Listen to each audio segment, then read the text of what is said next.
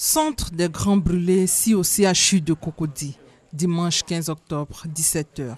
Là est internée depuis plus de 10 jours l'une des victimes de l'accident survenu au carrefour de la vie.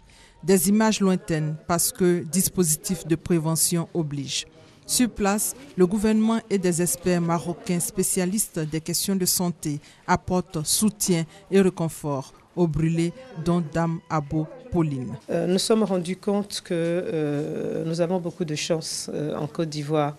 Nous avons beaucoup de chance parce que nous avons des personnes vraiment dévouées dans les différentes spécialités.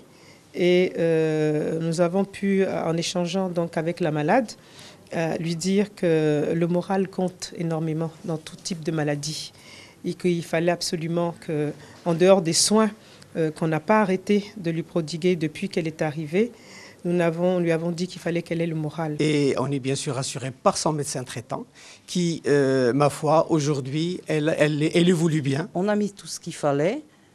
Maintenant, on attend, l'évolution se fait progressivement. Cette visite soulage les enfants du couple Abo, grande victime de cet accident. Mais les enfants se disent toujours préoccupés par l'état de santé de leur mère. Nous, enfants, c'est un cri de cœur, nous voulons lancer. Nous souhaitons que l'évacuation soit effective. Les médecins nous ont donné l'assurance qu'ils vont s'en charger pour que notre maman retrouve la santé. Mais vu l'urgence de la situation, que l'évacuation se fasse maintenant. Du côté de la Géroute, on multiplie les séances de rencontres avec l'entreprise coréenne pour trouver une solution à la situation.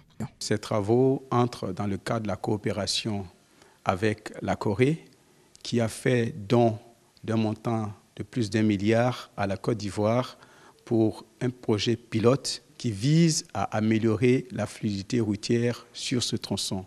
Et depuis que cet accident est survenu, nous avons tenu plusieurs séances de travail avec la coopération coréenne et avec l'entreprise pour d'abord envisager des mesures de renforcement de la sécurité routière pendant les travaux qui vont se faire désormais de nuit et pour envisager aussi l'aide que nous pouvons apporter à la famille donc des blessés. Nous sommes approchés de la famille et depuis quelques jours, la famille bénéficie de soutien.